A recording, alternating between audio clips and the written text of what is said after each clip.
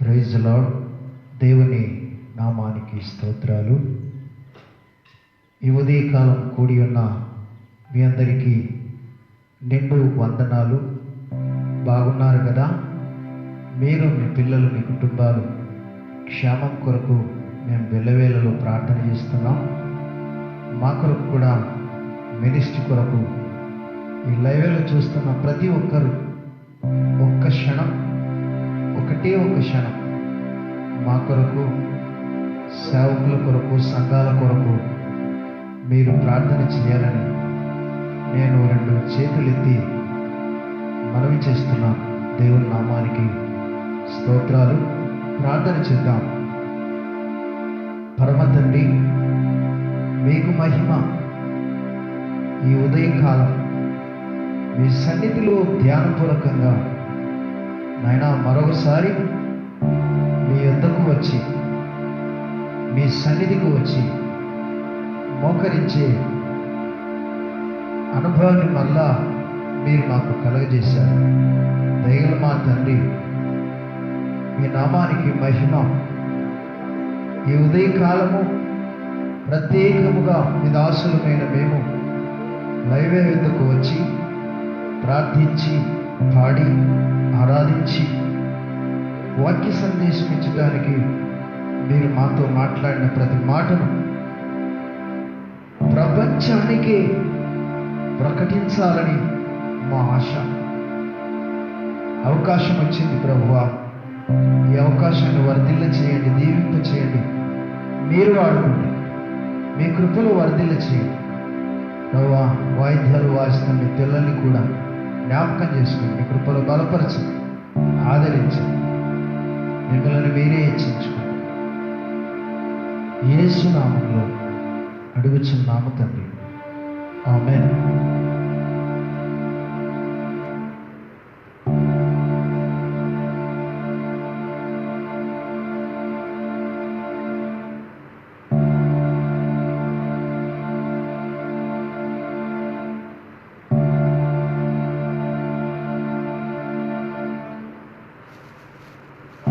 స్తుతి, హల్లెలూయా.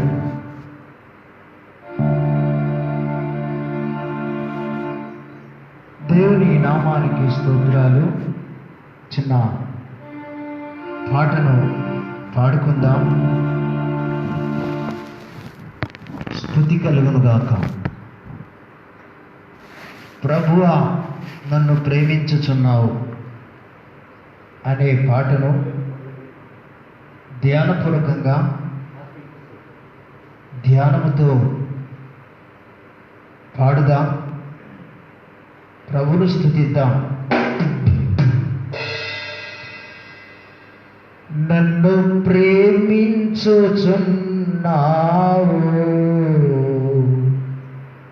ప్రభువా, నన్ను ప్రేమించుచున్నావు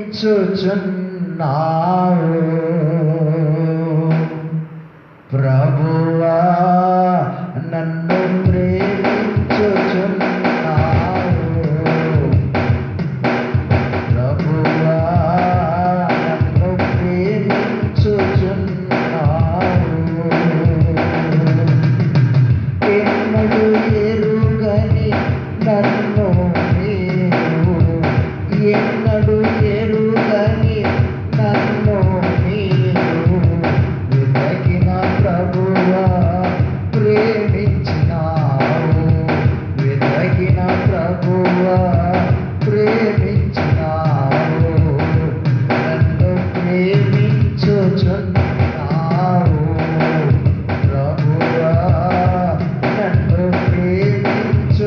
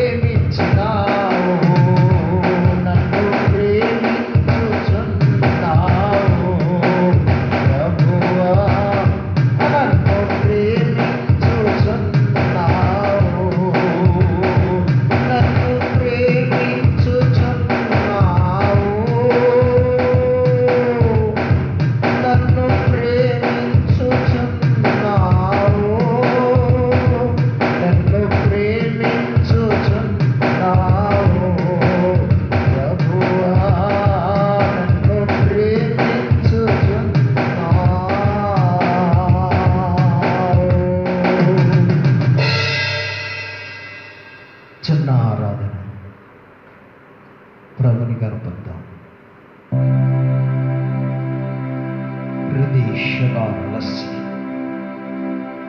పరిశుద్ధాత్మదేవుడు,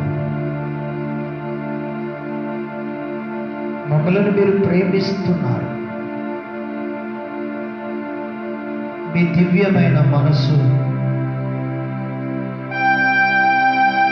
ఆకాశములున్న మా తండ్రి, భూమి మీద ప్రతి మనుషుడు నీ ఎదుట మోకాళ్ళు వంగాలని, వారి నాలుక నిన్ను స్తుతించాలని మీ అమూల్యమైన రక్తము చేత ఒక్కరూ కూడా నశించకూడదని ప్రభు మమ్మలను మీరు ప్రేమిస్తున్నారు. తల్లి చెల్లి, నువ్వు కూర్చున్నటువంటి స్థలం ఎంతో విలువైనది, శ్రేష్టమైనది. దైవజనుడా, ఒక్క క్షణం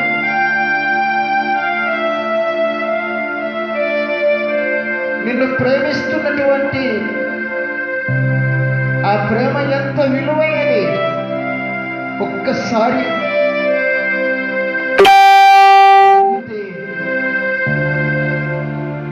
ఆయన నామానికి మహిమ కలుగుతుంది.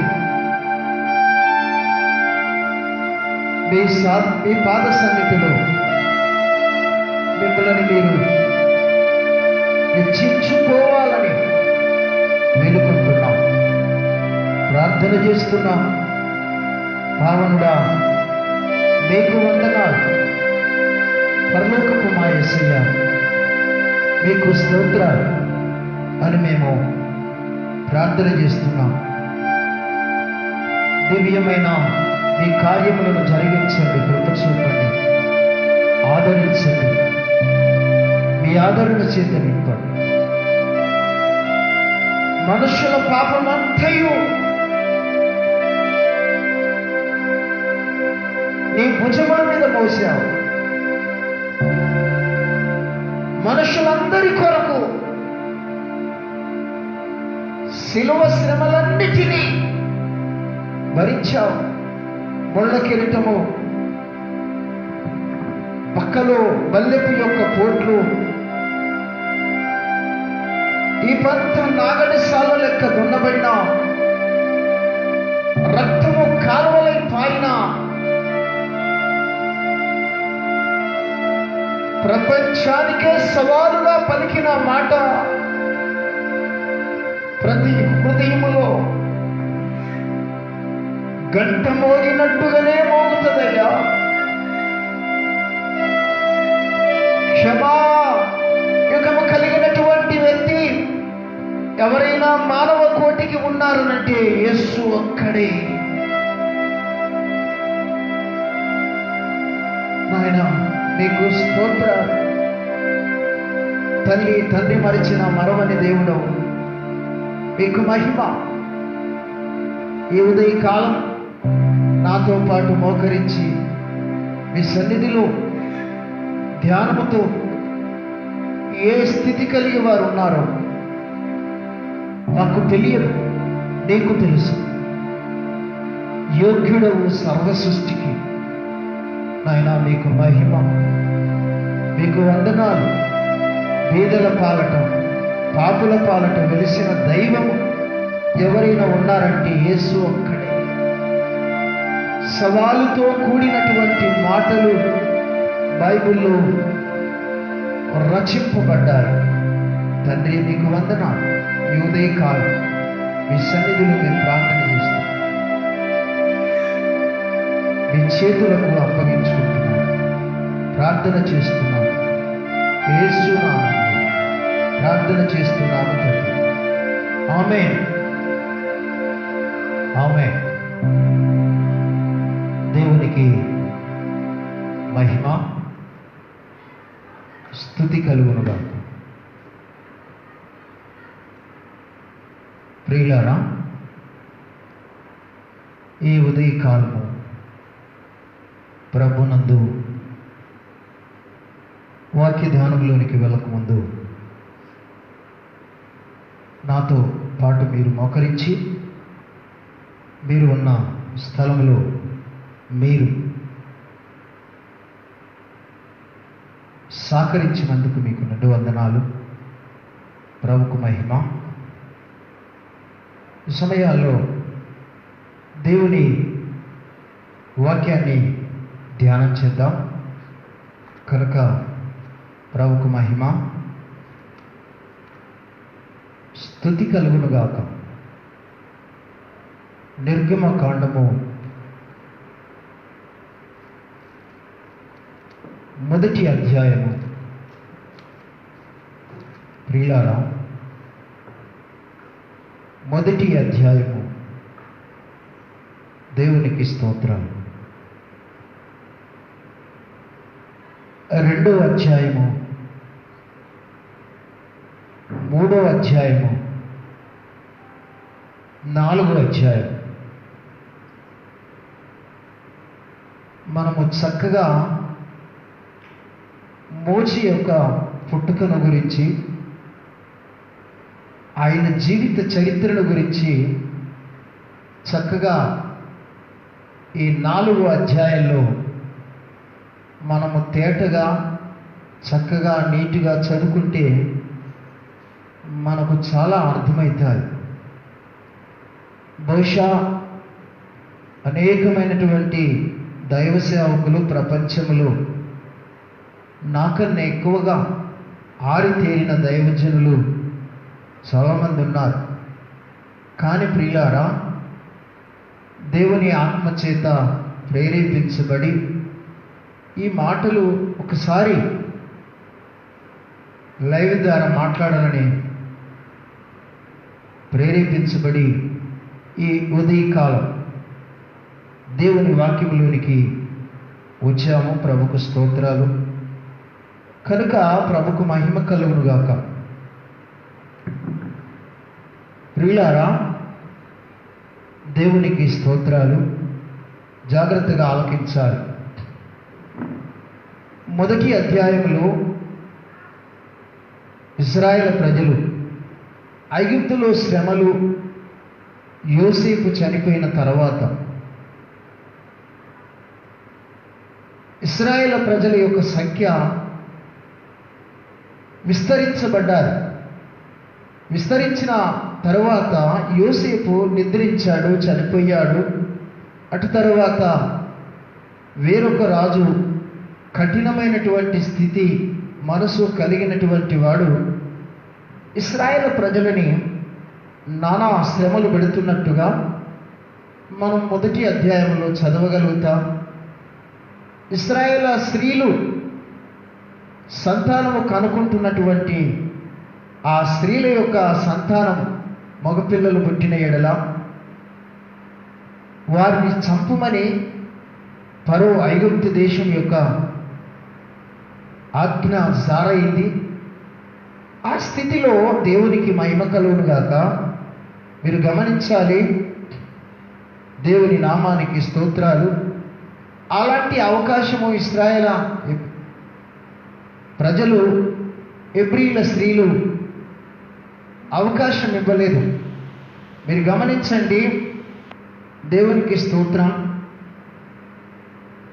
ప్రమాదకరమైనటువంటి స్థితిలో ఐగుప్తులో మోషేను కన్నటువంటి తల్లి తండ్రి లేవీలు, వీరు ఐగుప్తు దేశంలో ఉన్నారు. మొదటగా సంతానము కనుక్కున్నటువంటి మోషేని కన్నా తల్లి తండ్రి చక్కటి పాపలు కనుక్కున్నారు, పెంచారు. ఎందుకంటే ఆడపిల్లలు పుట్టిన ఆ పిల్లలకు ఎలాంటి ప్రమాదము లేదు. అక్కడున్న మంత్రస్థానులు ఎవరు కూడా హాని చేయలేరు. ఆ రాజు ఆజ్ఞ జారీ చేశారు.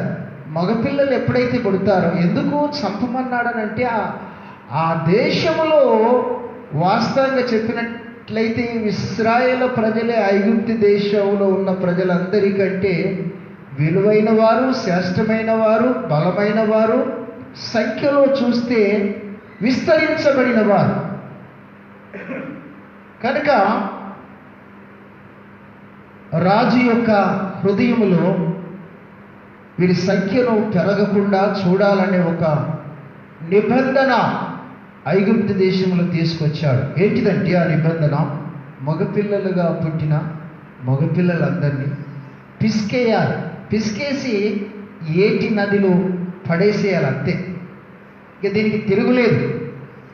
ఆ అపాయకరమైనటువంటి దినాల్లో ఉండగా మోషే తల్లిదండ్రులు మోషేకు జన్మనిచ్చినట్టు మనం చూస్తున్నాం.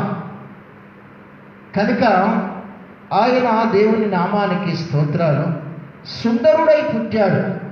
చాలా అందమైనటువంటి వాడు, అందమైన స్థితిలో ఉన్నాడు. కనుక ఆయన పుట్టిన దినాల్లో దేవునికి స్తోత్రాలు. ఈ స్త్రీలు, ఎబ్రీ స్త్రీలు వారికి వారే ఆ కానుకను చేసుకునే స్త్రీలు, వారికి ఒకటి చక్కటి పేరు అక్కడున్న ప్రజలు పెట్టారు. ఏంటిదంటే చురుకైనటువంటి వారు, సోమరి వారు కాదు.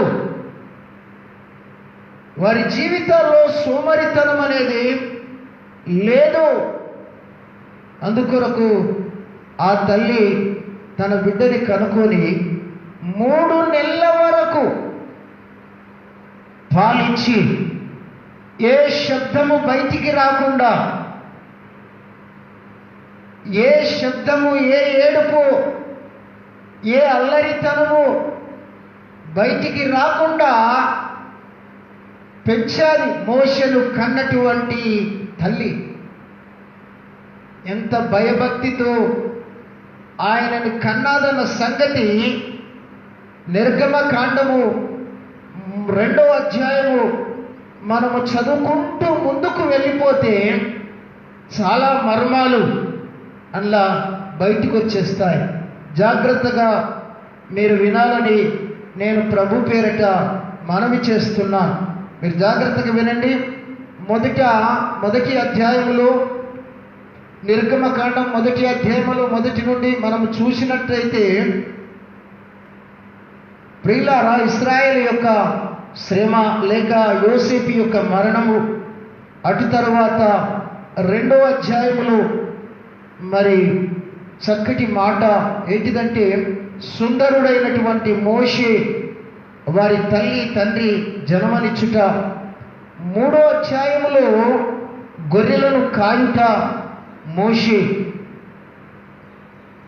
గొర్రెలను కాయుట, 4వ అధ్యాయములో దేవుడు దర్శనమిచ్చి ప్రత్యక్షమై మోషేతో మాట్లాడుట, ఒకటి చక్కని పొదల నుండి.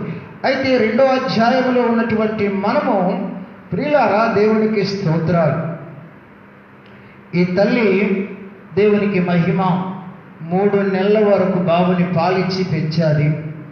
ఒకవేళ శబ్దము ఆ ఐగుప్తి ప్రజలకు వినబడ్డట్టయితే ఈ బాబుని చంపేస్తారు, పిసికేస్తారు. ఇదంతా భరించేదానికంటే, దుఃఖపడేదానికంటే ఈ మరణముని నేను చూడలేనని నిర్ణయం చేసుకొని, ప్రియులారా, దేవునికి స్తోత్రం, ఆ తల్లి ఒక చక్కటి తొట్టిని, ఆ కీలు మట్టిని, జమ్మును ఇదంతా శుభ్రపరిచి ఆ ఏటి నదిలోనికి తీసుకెళ్ళి, ప్రియులారా గమనించండి, ఆ బాబుని విడిచిపెట్టడానికి వెళ్ళిపోయారు. అక్క, తల్లి, మీరు గమనించండి, ప్రతిరోజు ఫరో యొక్క చెల్లి ఆమె చేతి కింద ఉన్నటువంటి పనికత్తెలు, మీరు గమనించండి, ఈ పనికత్తెలు అనే మాటకు అర్థం ఏంటిదంటే పవిత్రమైన కన్నికలు. ఈ ఫరో యొక్క చెల్లె పవిత్రమైనటువంటి స్త్రీ. ఆ తల్లి దగ్గర ఉన్నటువంటి పనికత్తెలు పవిత్రమైనటువంటి కన్నికలు. మీరు గమనించండి, ఏటి ఒడ్డున వీరు జలకమాడటానికి, స్నానము జరిగించటానికి ప్రతిరోజు ఆ ప్రాంతానికి వెళ్ళేవారు. కనుక ఆ సమయాల్లో ఫరో యొక్క చెల్లి, ఆ తల్లి ఆ జమ్ము పెట్టెని చూసి ఒక కన్నికతో అంటారు, అమ్మ ఆ జమ్ము పెట్టెను తీసుకుని రండి అని ఆ ఏటిలో కొట్టుకొని వస్తున్నటువంటి ఆ పెట్టెను తీసుకొచ్చి తెరిచారు, విప్పారు. ఆ పెట్టెలో ఉన్నటువంటి ఆ మగు దేవునికి స్తోత్రాలు. మీరు గమనించండి, ఆ దేవుని నామానికి స్తోత్రాలు, స్తుతి. ఒక మాట చదవండి, 2వ అధ్యాయం 4వ వచనం చదువుతారా? ఫరో కుమార్తె స్నానము చేయుటకు ఏటికి వచ్చెను, ఆమె పనికత్తెలు. చదవండి కొంచెం, 4వ వచనం, 2వ అధ్యాయం 4వ వచనం కొంచెం చదివితే బాగుంటుంది. వచ్చాను. ఆమె పనికత్తెలు ఏటి యొద్దన నడుచుచుండగా ఆమె నాచులోని ఆ పెట్టెను చూచి తన పనికత్తెలను ఒకతిని పంపి దాన్ని తెప్పించి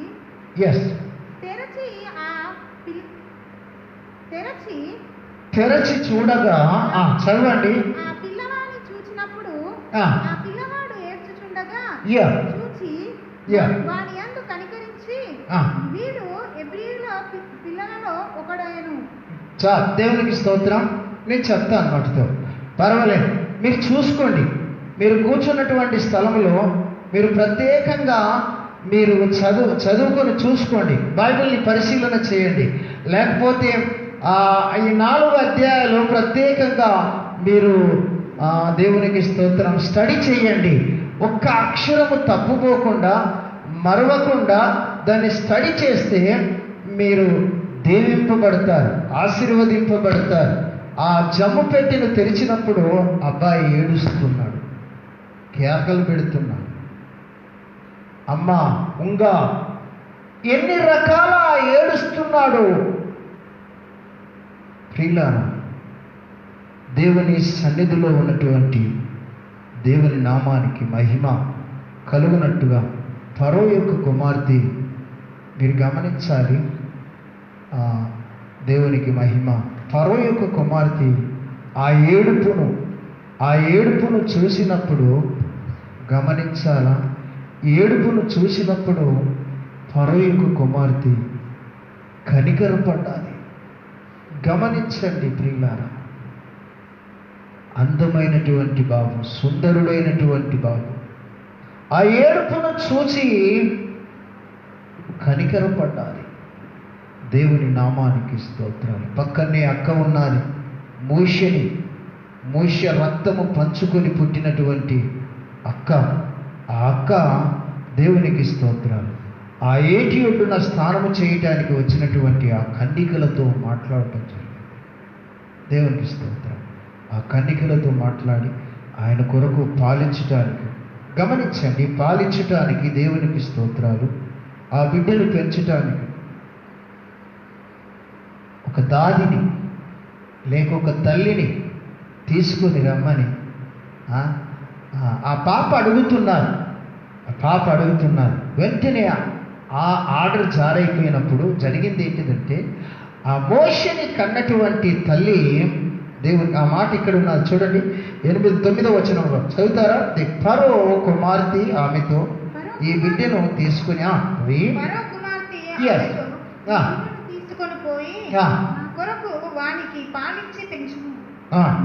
మెంచి చదవండి. ఇక్కడ ఏమున్నదంటే, నా కొరకు వానికి పాలించి పెంచుము. ఇక్కడ ఆగుదాం. నా కొరకు. గమనించండి, మోషే ఐగుప్తు దేశములో నగరములో పెరుగుటానికి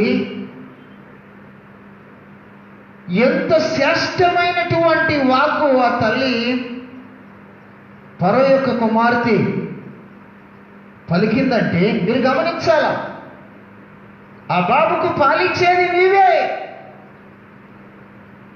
కానీ ఆయనను నా కొరకు మీరు పెంచాలి. మీరు గమనించాలి. దేవునికి స్తోత్రం. ఆ పాలిచ్చినందుకు జీతము చెల్లిస్తాను, ఆ పాలిచ్చినందుకు నీకు అన్ని విధాలుగా పోషకర్తను నేను చేస్తాను, కానీ ఆయనను నా కొరకే పెంచాలి. మీరు గమనించండి, సుందరుడైనటువంటి మోషే దేవునికి మహిమ. ఆయనకు పేరు ఎవరు పెట్టారనంటే దేవునికి స్తోత్రం, ఫరో యొక్క కుమార్తె పెట్టింది. పాలిచ్చి పెంచుతున్నారు. చిన్ననాటి నుండి ఆ మోషే తల్లిదండ్రుల యొక్క చేతిలో పెరిగాడు, జ్ఞానవంతుడయ్యాడు. ఆ ఐగుప్తు యొక్క దేశములో ఉన్న సకల విద్య వీరను ప్రవేశించినటువంటి వ్యక్తి. పెద్దవాడైపోయాడు. మీరు గమనించండి, యవనస్తుడయ్యాడు. చిన్ననాటి నుండి జ్ఞానము, బుద్ధి, తెలివితేటలు. మీరు గమనించండి, రాజకోటలో ఉండి నేర్చుకున్నటువంటి విధానాలు, క్రమశిక్షణలు, దైవభక్తి, ఇవన్నీ తల్లి తండ్రి చేత నేర్చుకున్నటువంటి వాడు. పాలించటానికి వచ్చినప్పుడల్లా ఆయనకు ఎంతో ప్రేమించి ప్రేమను చూపేది. అన్ని అలవాట్లు నేర్పినటువంటి తల్లి.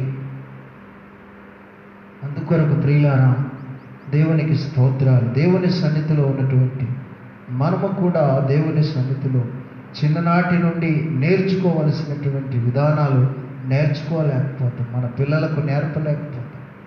కనుక ప్రభుకు స్తోత్రం. ఏదేమైనా ముందుకు వెళ్దాం. దేవునికి స్తోత్రాలు. ప్రభుకు మహిమ కలుగును గాక. ఈ ఉదయకాలము దేవుని సన్నిధిలో అతనికి చక్కటి పేరు. మోషే అనే మాటకి ఏంటిదంటే నీటిలో నుండి తీయబడిన వాడు. చదువుతారా మాటను? దేవునికి స్తోత్రాలు. దేవునికి 10వ వచనం ఇక్కడ చక్కగా రాయబడ్డది. ఆ బిడ్డ పెద్దవాడు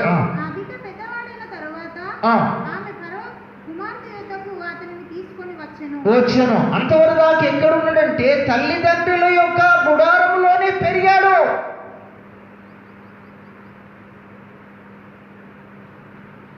జ్ఞానము, తెలివితేటలన్నీ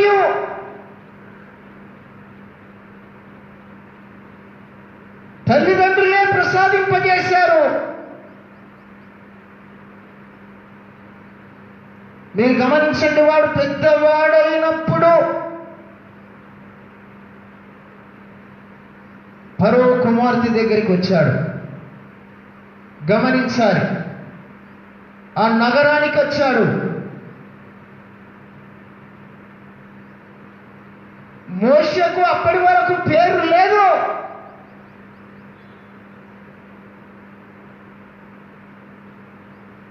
మోషేకు నామకరణ చేసింది ఎవరంటే పవిత్రమైన కన్నిక. ఏం చేసిందో చూద్దాము ఒకసారి.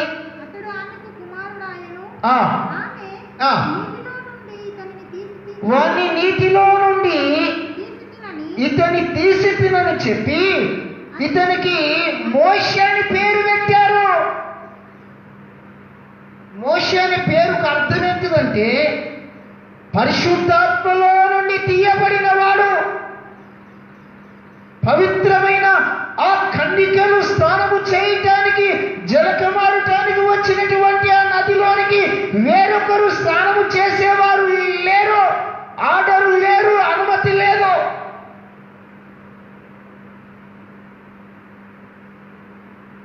పరిశుద్ధాత్మ దేవుడు ఫరో యొక్క కుమార్తె నోటికి నోరుగా ఉండి పలికించిన మాటలు మోషేకు చక్కటి పేరు పెట్టబడ్డారు. దేవునికి స్తోత్రం. ప్రియులారా, దేవుని సన్నిధిలో ఈనాడు చాలామంది తనకు తానే పిల్లలకు పేరు సెలెక్ట్ చేసుకుంటారు. ఇది సరైనది కాదు. దేవుని దూతల చేత పేరు పెట్టబడాలి. దేవుని దైవ సేవకుని చేత పేరు పెట్టబడాలి. దేవునికి స్తోత్రాలు.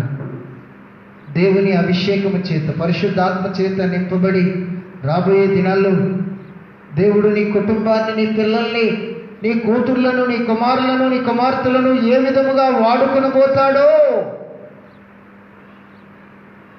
దేవుని సన్నిధిలో వారిని పెంచితే చక్కటి పేరు.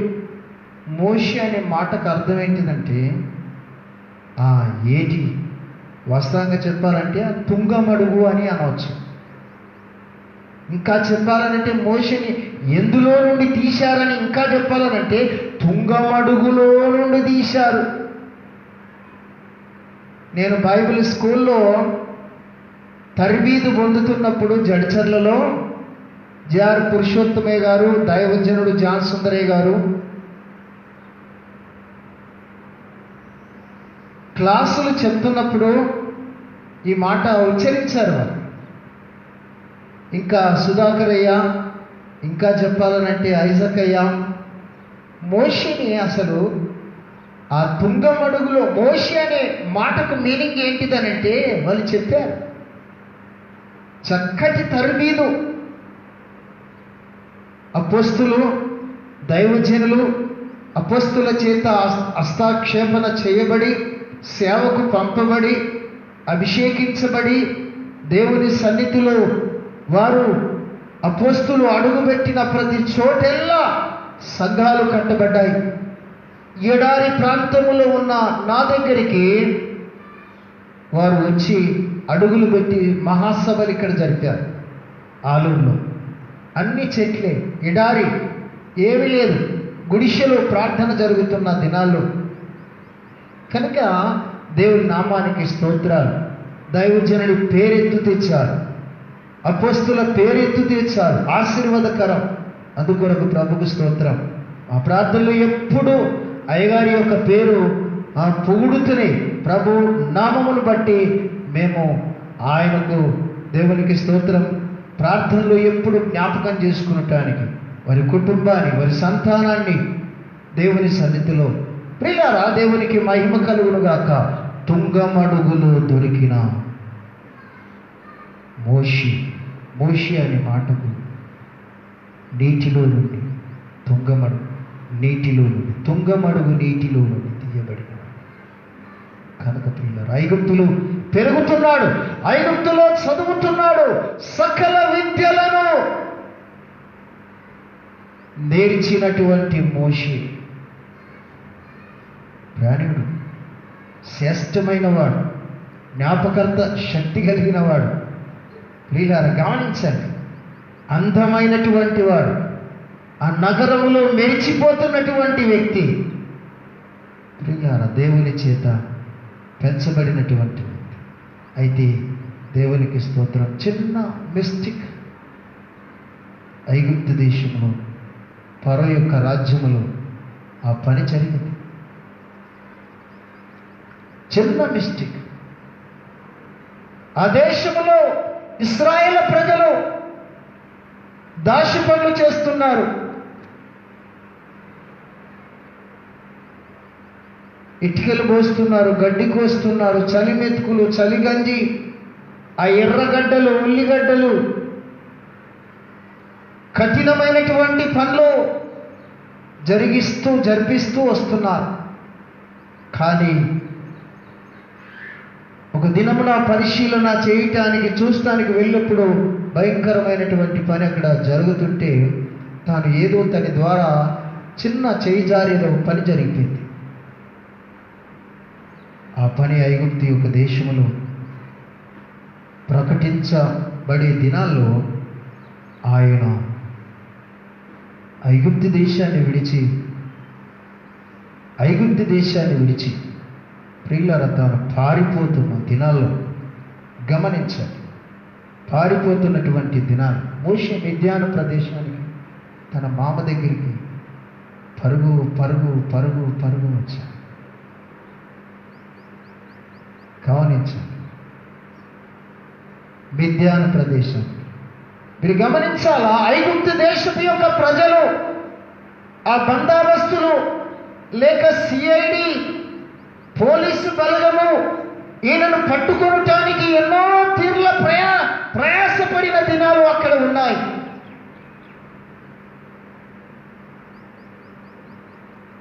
పరిగెత్తుకొని ఎవ్వరికి కంట కనబడకుండా చేయవలసిన పని అని చేయలేదా? తప్పటడుగు, చేయి జారిపోయారు, నోరు జారిపోయారు. ఆ తప్పు తెలుసుకున్న తాను నన్నెక్కడ చంపేస్తారు, నన్నెక్కడ బంధిస్తారు అని భయానికి పరిగెత్తుకుని వచ్చారు. ఐగుప్తు దేశము నుండి 200 మైళ్ళ దూరము ఆయన నడిచి వచ్చాడు. ఐగుప్తు నుండి దేవునికి స్తోత్రం, దేవునికి మహిమ కలుగునుగా. 200 మైళ్ళ దూరము దేవునికి స్తోత్రం నడిచినట్టు మనం చూడగలం. చరిత్ర చెప్పగలం, గ్రంథాలు చెప్పగలం. రుజువులన్నీ ముద్రింపబడి ఉన్నటువంటి రుజువులే. కానీ ప్రియులారా, దేవునికి స్తోత్రాలు, ఇతను తన మామ యొక్క గొర్రెలను కొండలపైన మేపేవాడు, పర్వతాలపైన మేపేవాడు, నమ్మకముగా ఉన్నాడు. మిద్యాను ప్రదేశానికి వచ్చినప్పుడు, మామ ఇంటికి వచ్చినప్పుడు ఐగుప్తు నగరంలో ఉన్న అవతారము మార్చివేయబడ్డాది. అవతారమే కాకుండా అందము కూడా.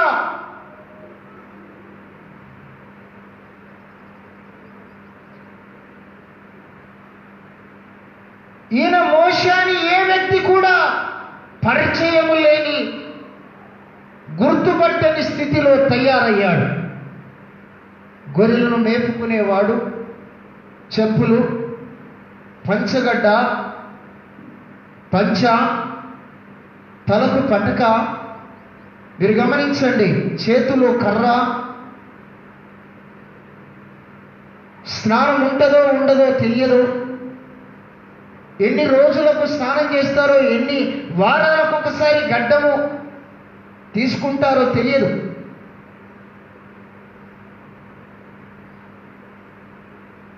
మోషే ఈయననే అని గుర్తుపట్టడానికి ఎవ్వరికి తెలియని రీతిలో ఉన్నాడు. ఎప్పుడు మోషే యొక్క హృదయంలో అదే భయం. మీరు గమనించండి, దేవునికి మహిమ కలుగునుగాక. దేవుని సన్నిధిలో 3వ అధ్యాయంలో మోషే ఎవ్వరికి చిక్కలేదు, ఎవ్వరు పట్టుకునలేదు. ఐగుప్తు యొక్క ప్రభుత్వము ఎంత మంచి సిఐడిలో నిలిచినా ఎవ్వరు కూడా పట్టుకునలేకపోయారు. ప్రియులారా, మోషే తల్లిదండ్రులు ప్రార్థన చేశారు, దైవికంగా ఆయనను పెంచారు. కానీ చిన్న మిస్టేక్ ద్వారా జరిగింది ఏంటిదంటే, ఐగుప్తు దేశమును విడిచి ఆ మిద్యాను ప్రదేశానికి పాలించారు. ఎడారిలో పర్వతముల మీద గొర్రెలను మేపుతూ. మీరు గమనించండి, అక్కడికి వచ్చినప్పుడు 40 సంవత్సరాల వయసు గలవాడు, పెళ్ళి అయిపోయింది, బహుశా పిల్లలను కూడా కనుక్కున్నాడు అనుకుంటా.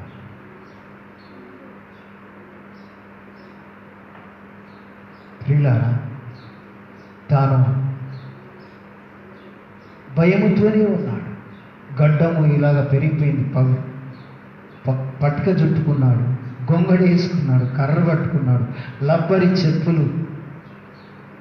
మోషేకు ఆ పర్వతం మీద గొర్రెలను మేపుతూనే ఉన్నాడు. ఒక దినాన ప్రియులారా, దేవునికి స్తోత్రం, అలసిపోయాడా ఏమైంది తెలియదు. ఆ కర్ర తన గదవ కింద పెట్టుకొని ఒకే నిదానించి చూస్తున్నటువంటి ఒక దినము ఆయన చూస్తున్నాడు. ఏంటిదనంటే, ఆ పచ్చటి పొదలో మండుతున్న అగ్ని కోరలను చూస్తున్నాడు. కానీ ఆయన చూస్తున్న పొద అగ్ని కోరల చేత మండుతున్నది, కానీ అగ్ని కోరల చేత మండుతున్నది, కానీ కాలిపోలేదు. విచిత్రమైన వింత. విచిత్రమైన చరిత్ర చూస్తున్నాడు మోషే. ఇంకా ఏ విధంగా ఉన్నదని ముందుకు వెళుతున్నటువంటి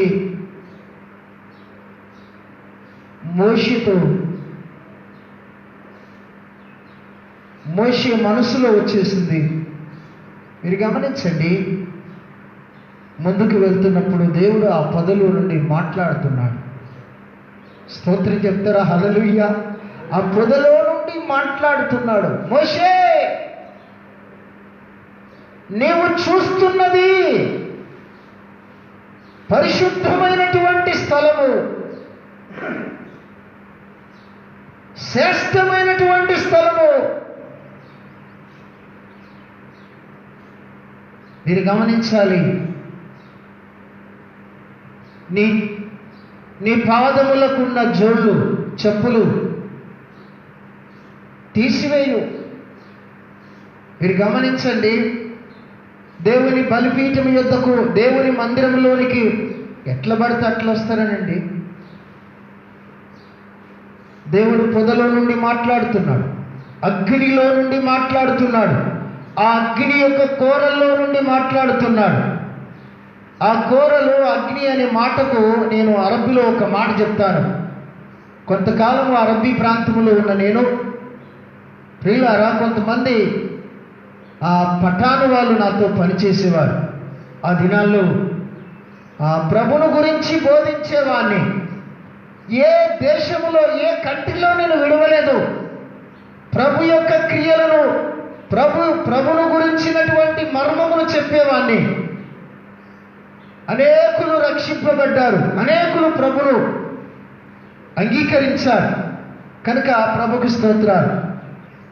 ఒక దినాన గమనించండి, దేవునికి స్తోత్రం, ఆ అగ్ని అనే మాట నేను ఆ పఠాను వాళ్ళతో చెప్పాను. ఏమని చెప్పానంటే, రబ్బు పి నార్ అని అంటారు. రబ్బు అనగా దేవుడు, నారు అనగా ఆ అగ్నిలో నుండి బయటికి వెళుతున్న కోరలు. దీని రెండింటిని కలిపి ఏమంటారనంటే రబ్బు నార్. మీరు గమనించండి, దేవునికి అవతారము లేదు. ఆది అయినటువంటి ఆదామును దేవుడు తన స్వరూపములో చేశాడు. మీరు గమనించండి, నీ అందము ఎంత సౌందర్యము, ఎంత మంచి అందము, ఎంత మంచి సౌందర్యము దేవుడుకున్నది, నీకున్నది దేవునికున్నది. దేవుని చేత సృష్టింపబడిన నీవు, నేను, ఆ స్వరూపము నీలో నాలో ఉన్నది. కనుక నేను ఇంకా ముందుకు అటువైపు వెళ్ళలేను. కనుక దేవుడు అధ్యయి ఉన్నాడు. దేవునికి రూపము లేదు, ఏ మనుష్యుడు తయారు చేయలేదు. బైబిల్ అంతా పిసికిన ఆది కాండము నుండి ప్రకటన గ్రంథము వరకు మనుషుడు దేవుణ్ణి తయారు చేశాడని ఎక్కడ రాయబడలేదు.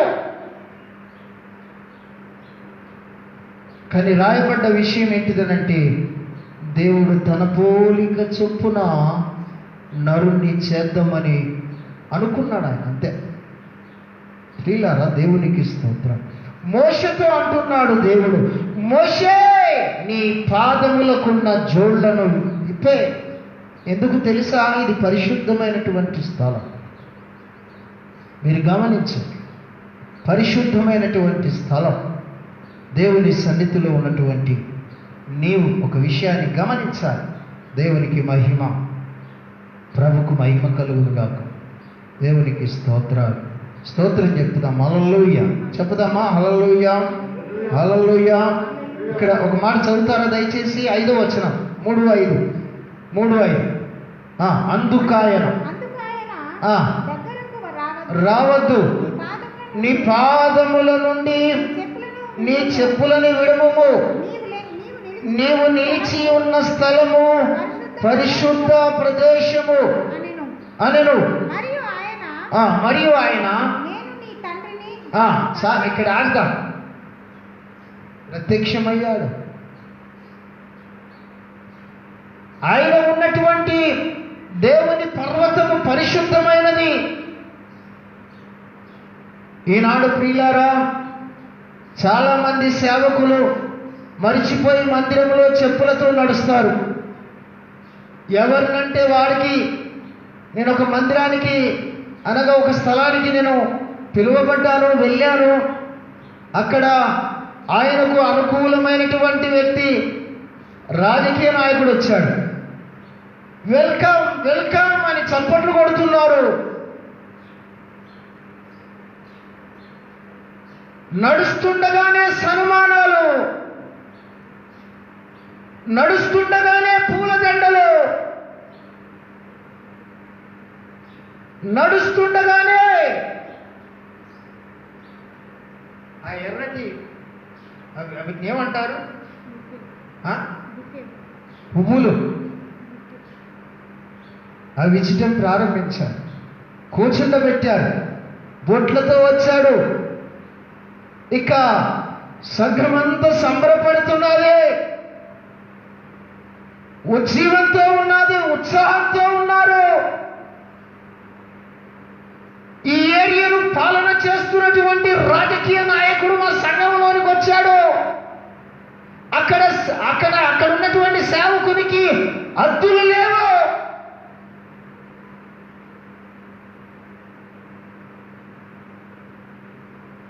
కానీ అంతమందికి చోటు ఉన్నది, కానీ యేసయ్యకు ఆడ చోటే లేదు. బలిపీఠం మీద. అందుకొరకు మోషేతో దేవుడు అంటున్నాడు, మోషే నీవు నిలుచున్న స్థలము, దేవుని సేవకుడా, బలిపీఠం మీద ఉండి దేవుని వాక్యాన్ని బోధిస్తున్న నువ్వు నిలబడిన స్థలము అది దేవుడు ఏర్పాటు చేసిన స్థలం, బలులు అర్పించే స్థలం. అతి పరిశుద్ధమైన స్థలము వేరు, బలిపీఠము వేరు. మీరు గమనించండి, చప్పట్లు మోగుతూనే ఉన్నాయి. దేవునికి మహిమ కలుగునుగా. మీరు గమనించండి. ఇక మనసు బాధపడ్డాది. నేను చాలా బాధపడ్డాను, కానీ అక్కడ ఏం చెప్పలేకపోయాను.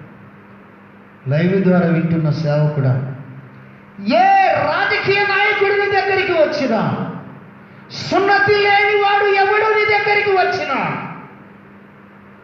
దేవుడు అప్పగించిన ఆ బలిపీఠం మీద వేరొకరిని నిలబెట్టిన దేవుడు ఊరుకుంటాడు.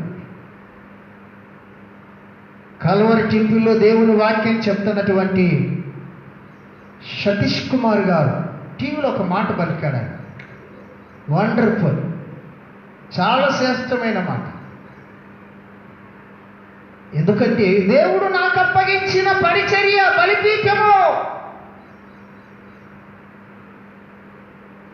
నన్ను వాడుకోమన్నాడు, నన్ను నిలబడమన్నాడు, నన్ను మాట్లాడమన్నాడు. ఎవరినో తీసుకొచ్చి చప్పట్లు కొట్టి మాట్లాడండి అని చెప్పడానికి కాదు. ఎంత గొప్పలు వచ్చినా, ఎంత పెద్ద వారు వచ్చినా, అదిగో అక్కడ వేయబడిన కుర్చీలలో మాత్రమే కూర్చుండాలి. స్పెషల్గా ఆహ్వానము పలికే పైన కూర్చుండబెట్టి నేటి వరకు కూర్చుండబెట్టలేదన్న. దైవజనుడా, నీకు నా నిండు వందనాలు. ఇలాంటి స్థితిలో ప్రతి ఒక్క సేవకుడు ఉంటే, ప్రతి ఒక్క సేవకుడు ఉద్యోగస్తుని నిలబెడతారు, 2 మాటలు రాగానే నిలబెడతారు. నీవు నిలబడిన ఆ బలిపీఠము దేవుడు నీకు ఏర్పాటు చేశాడు. నువ్వే బోధించాలి, నువ్వే నిలబడాలి, నీవే ప్రార్థన చేయాలి, నీవే బలులను అర్పించాలన్న సంగతి మర్చిపోయి ఏదో 4 కాసుల కొరకు ఆశపడుతున్నా దైవజనుడా, ఈ ఉదయకాలం నీకే నేను తెలియపరుస్తున్నాను. దేవుడు నీకు అప్పగించిన పని పరిశుద్ధమైనది, నిర్దోషమైనదే. ముందు జాగ్రత్తగా దేవుని సన్నిధిలో ఉన్న నీవు ఒక విషయాన్ని నేర్చుకోవాలి. ఒక విషయాన్ని నేర్చుకోవాలి. సేవ కొరకు ప్రభు పిలిచిన నీకు, సేవ కొరకు ప్రభు పిలిచిన వారి కొరకేని చెప్తున్నా, ఇంకా వేరే వారి కొరకు కాదు, విశ్వాసుల కొరకు కాదు, సంఘంలో ఉన్న సంఘ పెద్దల కొరకు కాదు, ఉద్యోగస్తులకు కాదు, ఇంకెవరి కొరకు కాదు. సేవకుల యొక్క డ్యూటీ శ్రేష్టమైనది, పవిత్రమైనది, పరిశుద్ధమైనది, నిర్దోషమైనది. సేవకుని కన్నా పెద్ద డ్యూటీ ఎవరికైనా ఉన్నదంటే ప్రపంచంలో ఎవరి జాబు పెద్దది కాదు. అందుకొరకు మోషేకు అంటున్నాడు, జాగ్రత్తగా నువ్వు నిలబడిన స్థలము పరిశుద్ధమైనదే. గమనించండి, దేవుడు అగ్ని కోరల్లో నుండి మాట్లాడుతున్నాడు. అగ్ని కోరల్లో మీరు గమనించాలి పిల్లలు, అగ్ని కోరల్లో నుండి మాట్లాడుతున్నాడు. మోషే మోషే అని పిలిచాడు. మోషే, నేను ఒక మాట ఇక్కడ చెప్పాలి. మోషే ఐగుప్తులో చేసిన పనికి నేటి వరకు ఆయన ఎవరి చేతిలో చిక్కలేదు. ఎవరు ఆయనను పట్టుకున్న జాలేరు.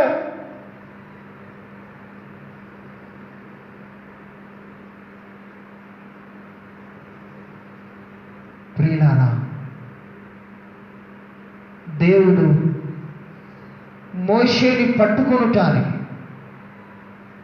ఆకాశము చీల్చుకొని దేవుని పర్వతమైన ఒక పొదలోనికి వచ్చాడు. పొద మండుతున్నది కానీ కాలిపోతలేదు. ఈనాడు సంఘాలు మండవు.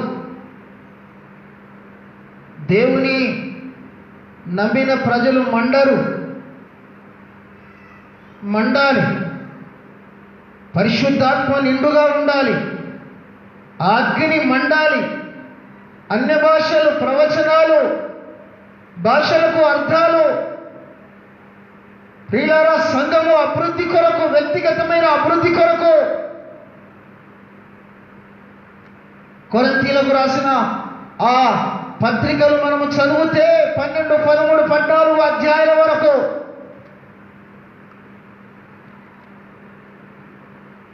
ఇలా గమనించండి. రాత్రంతా ప్రయాసపడిన సీమోను పేతురు రాత్రంతా వలేసాడు. సీమోను పేతురుకు లోతులోనికి వెళ్ళటానికి అనుభవం లేదు. మీదనే ఈనాడు చాలా మంది సేవకులు మీదనే ప్రార్థన చేస్తారు, ఉపవాసం ఉండరు, విజ్ఞాపన చెయ్యరు, ఎప్పుడు తిరుగుతూనే ఉంటారు. ఎక్కడికి వెళ్ళామనంటే ఇక్కడికి వెళ్ళానంటారు. గమనించండి, కుమ్మరి పురుగులాగా మట్టిలో గూడు కట్టుకొని సీతాకొక చిలుకగా మారిపోవాలనంటే భూ సంబంధమైన ఆహారాలన్నిటిని విడిచి దేవుని సన్నిధిలో ముందుకు వెళ్ళిపోవాలి. నాకు తరబీదు ఇచ్చినటువంటి దైవజనులు, మహనీయులు, శ్రేష్టమైన వారు, అనుభవం కలిగిన వారు కనుక అవన్నీ ఇలా చెప్పేవారు. నా జీవితంలో అవన్నీ నాటబడ్డాయి. ఈనాడు నేను నిలబడ్డానంటే బలిపీఠం దగ్గర వారి ప్రార్థన, వారి కన్నీరు.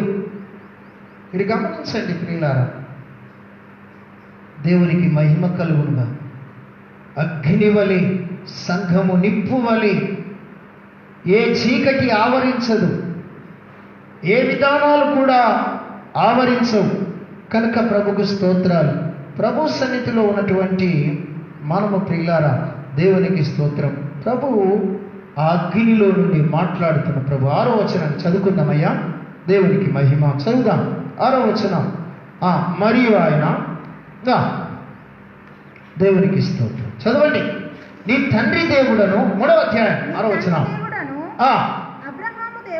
అబ్రాహాము దేవుడను, ఏమంటే ఇస్సాకు దేవుడను యాకోబు యాకోబు దేవుడను అని చెప్పగా అని మోషేతో మాట్లాడుతున్నాడు. అబ్రాహాము తండ్రి, ఇస్సాకు కుమారుడు, యాకోబు మనమడు. ఇప్పుడు ముని మనమడితోని మాట్లాడుతున్నాడు.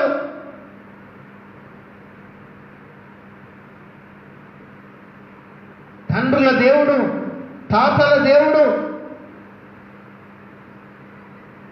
నిన్నో మొన్న ఉన్నటువంటి దేవుడు కాదు. నువ్వు పుట్టిన తరువాత నీకు తెలిసిన దేవుడు కాదు. మోషే అబ్రాహాము దేవుడను, ఇస్సాకు దేవుడను, యాకోబు దేవుడను. మీరు గమనించండి, ఇప్పుడు ఎవరి దేవుడట? మోషే దేవుడు అని చెబుతూ దేవునికి స్తోత్రం మోషేతో మాట్లాడుతున్నాడు. ప్రియులారా, నేను ఎందుకు చెప్తున్నానంటే ఒక చక్కని మాట ఇక్కడ నేను చెప్పాలి. మోషేకు భయం భయం భయం భయం ఆందోళన ఉన్నారు. ఏ మనుషుని కంట కనబడలేదు. ఆ మిద్యాన ప్రదేశంలో వారి మామ యొక్క ఇంటి దగ్గర అల్లుడు అనే సంగతి తెలుసు, కానీ అల్లుడు ఏం చేశాడన్న సంగతి ఎవరికి కూడా లేదు. కానీ దేవుడికి తెలుసు. దేవుడి చేతిలో పట్టుబడటానికి అదృష్టం అంటుంది. మోషేతో దేవుడు మాట్లాడుతున్నాడు, నేను నీ తాత దేవుడను. గమనించండి, దేవునికి స్తోత్రం. మీరు గమనించాలి, చదవండి అమ్మ దయచేసి. అని చెప్పగా మోషే తన ముఖమును కప్పుకొని దేవుని వైపు చూడ వెరచెను. మరియు యెహోవా నేను ఐగుప్తులో ఉన్న నా ప్రజల బాధను నిశ్చయముగా చూచితిని. పనులలో తమను కష్టపెట్టు వారిని బట్టి వారు పెట్టిన మొరను వింటిని. వారి దుఃఖములు నాకు తెలిసి ఉన్నవి. ఇది ప్రియులారా, దేవునికి అసాధ్యమైన పని ఏది కూడా లేదు. దేవుడు అంటున్నాడు, నా ప్రజలు ఐగుప్తులో ఉన్నారు, నేను చూశాను. నీతో మాట్లాడుతున్న దేవుణ్ణి నాకు తెలిసి ఉన్నాయి. బాధలు, హింసలు, నిందలు, ఇరుకులు ఇవన్నీ నేను చూస్తున్నాను. నిన్ను అక్కడికి పంపుతానయ్యా. గమనించండి, మోషే నువ్వే దేశము నుండి మిద్యాను ప్రాంతానికి వచ్చావు, అదే దేశానికి నేను పంపుతాను. మోషేకు భయం అయిపోయింది, దిగులైపోయింది. ఆయన ఆ దేశంలో నేను చేసిన పని ఇక మరలా నేను అక్కడికి వెళ్ళాలంటే నా వల్ల కాదని అనుకున్నాడు. మీరు గమనించండి, నేను వెళ్ళనయ్యా, నేను వెళ్ళను. దేవునికి స్తోత్రాలు. మీరు గమనించాలి, ఇక్కడ ఒక మాట రాయబడ్డది, 11వ వచనం చదవండి. అందుకు మోషే వెళ్ళుటకు ఇశ్రాయేలును ఐగుప్తు దేశము నుండి తోలుకొని పోవుటకు నేనే పాటివాడను. నా వల్ల కాదు, నేనంత శ్రేష్టమైన వ్యక్తిని కాను, నత్తివాణ్ణి, మాటలు రాలేనటువంటి వ్యక్తిని. ప్రియులారా, దేవుని సన్నిధిలో దేవునితో ప్రత్యుత్తరం ఇచ్చాడు. నేనే పాటివాడు, మట్టికి మన్నైపోయేవాడిని, నా వల్ల కాదయ్యా. మీరు గమనించండి, దేవుడు ఐగుప్తు దేశానికి ఇశ్రాయేలు ప్రజలను విడిపించడానికి మోషేని బలవంతము చేస్తున్నాడు. పరలోకమంతా విడిచి మోషే కొరకే దిగి వచ్చాడు. దైవజనుడా, నువ్వే చోట దాగి ఉన్నా, దేవుడు దేవుని పరిచర్యకు నిన్ను పిలిచినట్లయితే, దేవుడు నువ్వు గుడిసెలో ఉన్నా, రూములో ఉన్నా, బిల్డింగ్లో ఉన్నా, కోటలో ఉన్నా, అడవిలో ఉన్నా. అడవి అంటే నాకు జ్ఞాపకం వచ్చి, హిమాలయ పర్వతం మీద సాధు సుందర్ సింగ్ గారు ప్రయాణం చేస్తున్న దినాల్లో ఆయన ఆకలి ధూప లేక సొమ్మసిల్లి పడిపోయాడట అడవిలో పడిపోయిన ఆ సాధు సుందరు సింగ్ ఎక్కడైతే పడిపోయాడో అక్కడ అన్ని ఆకులన్నీ ఆ గాలి దుమానము చేత ఆకులన్నీ ఆ సాధు సుందర్ సింగ్ గారు కనబడకుండానే కప్పే.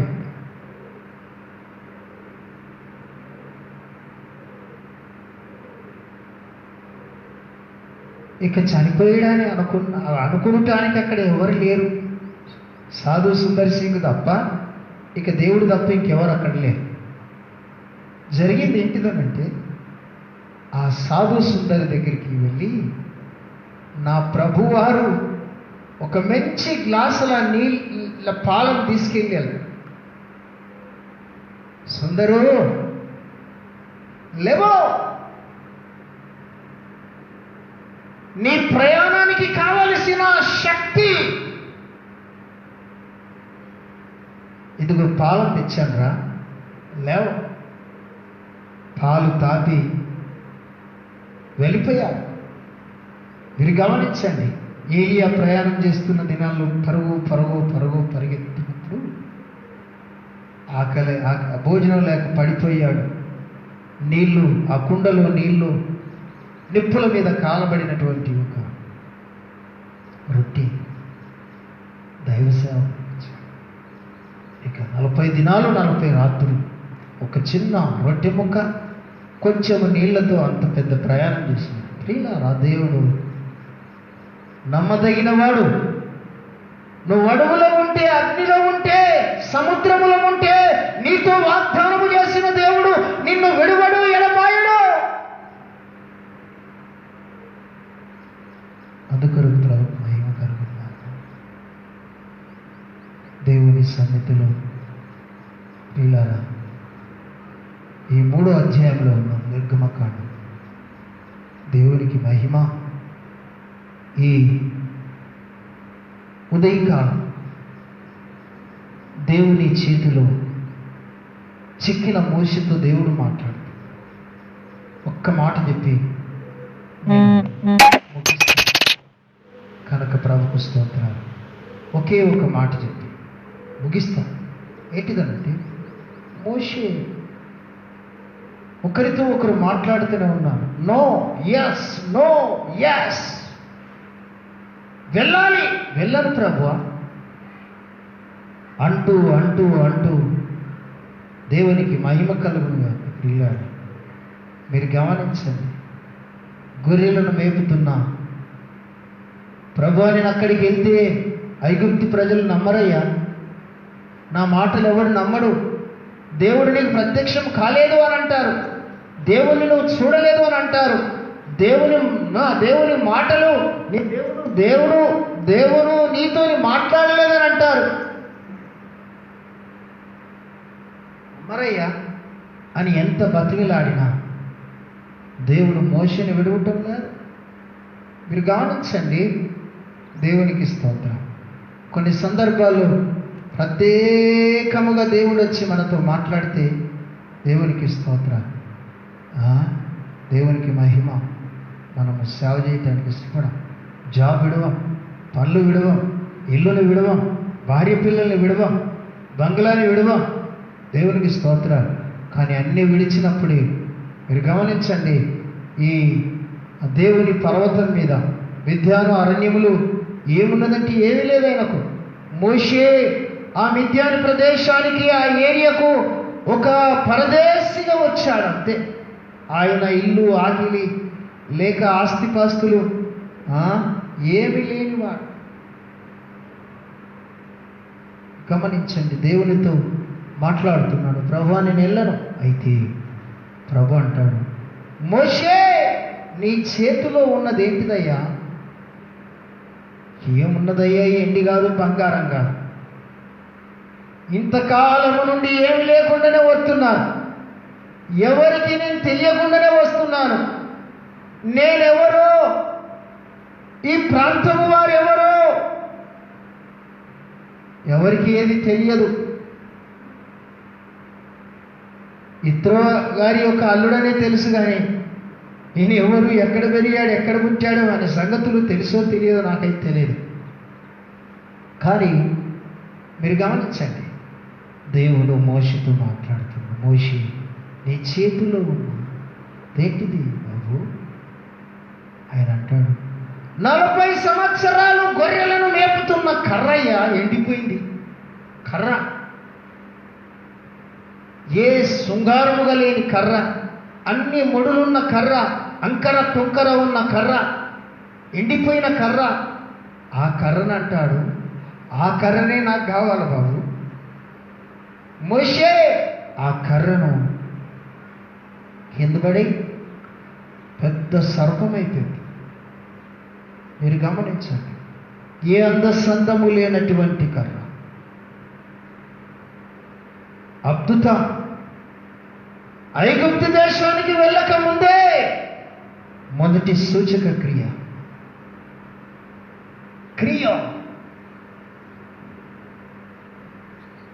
ఐగుప్తు దేశానికి వెళ్ళక ఆ 40 సంవత్సరాలు గొర్రెలను మేపిన కర్ర,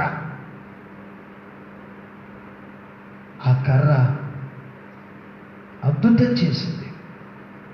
గమనించండి, కొన్నిసార్లు ఏ అందసందంగా ఉండరు సేవకులు, ఏ డబ్బు కలిగి ఉండరు, ప్రియులారా వెండి బంగారం కలిగి ఉండరు. ఈ మధ్యలో చాలామంది సేవకులు చేతులకు, కాళ్ళకు, మెడకు, వీలైతే షోలకు కూడా పెట్టుకుంటున్నారు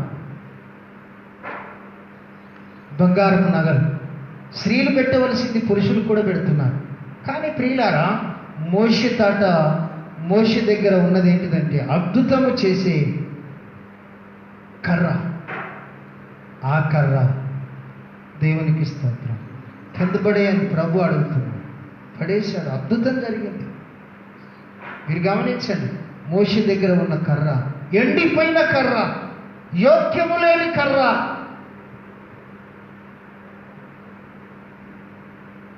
దేవునికి మహిమ. చేతు గురించి నీళ్ళ గురించి అద్భుతం.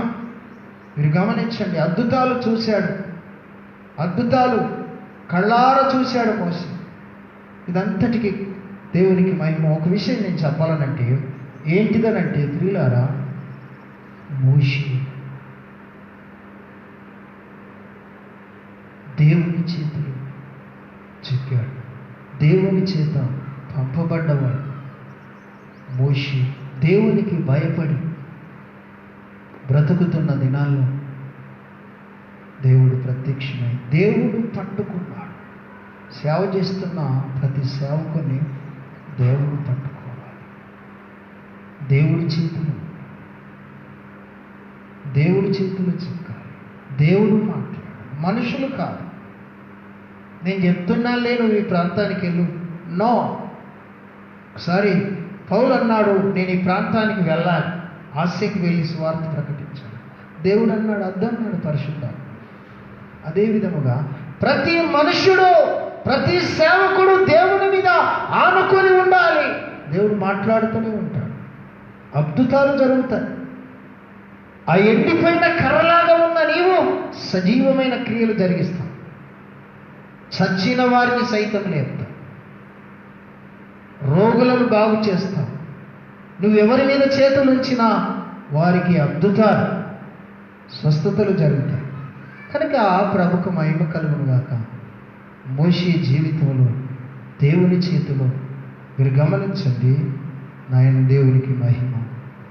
దేవుని చేతిలో ఈ 4వ అధ్యాయము పూర్తిగా చదివితే మనకు చాలా అర్థమవుతాయి.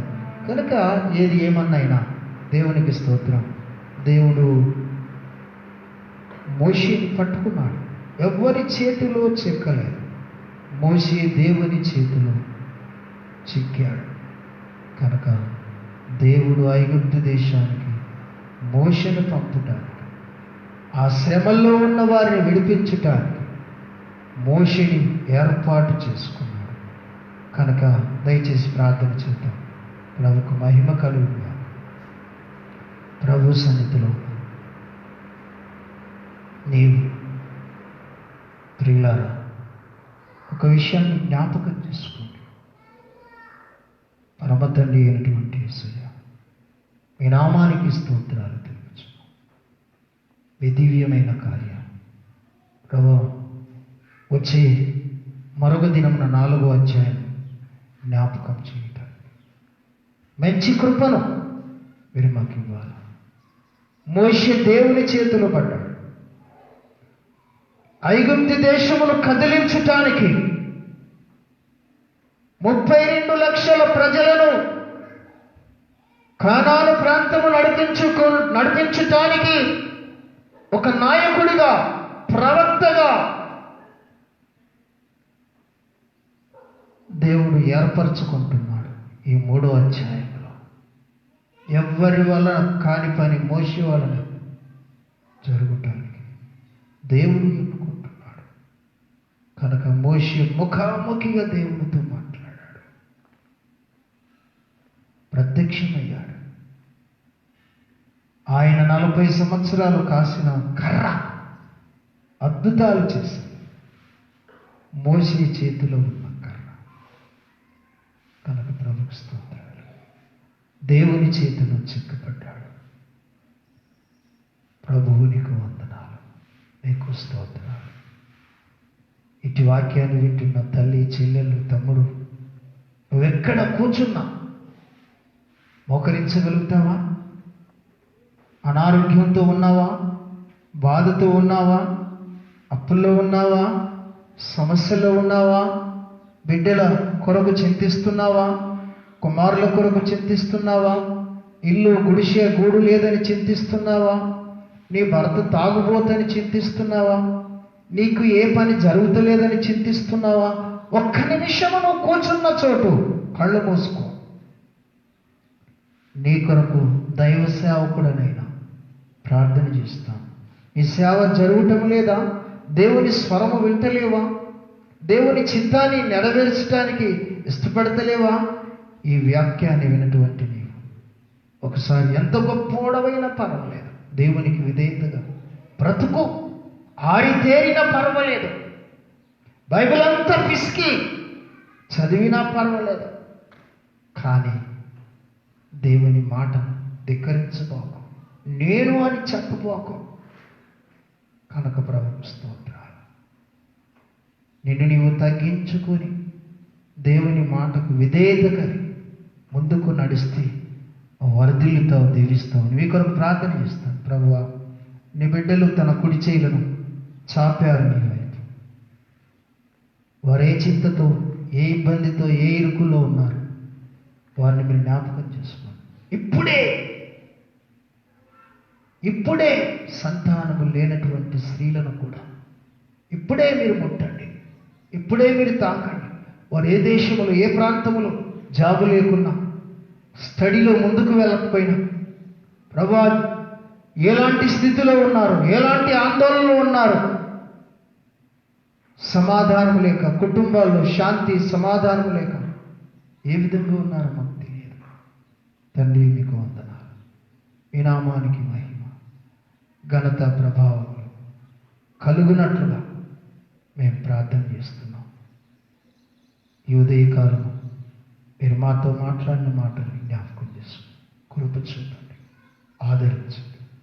యేసు నామములో అడుగుచున్నాము తండ్రి, ఆమేన్.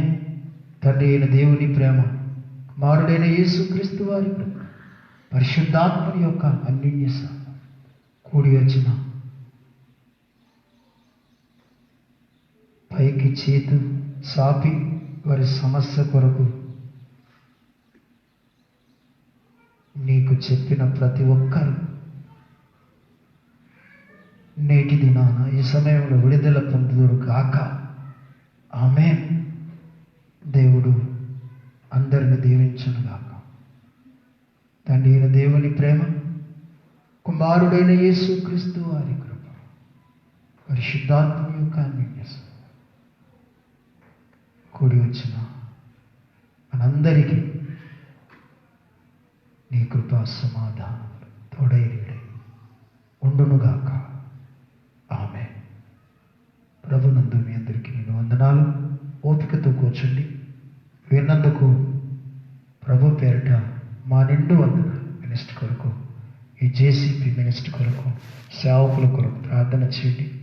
ఇక ముందుకు వెళ్ళటానికి ఈ ప్రార్థన సహకారాలను మా కొరకు ప్రార్థన ద్వారా మీరు ప్రార్థనలు చేస్తేనే చాలు. దేవుడి మాటల్ని దీవించునుగాక. ఇక సెలవు. దేవునికి మహిమ.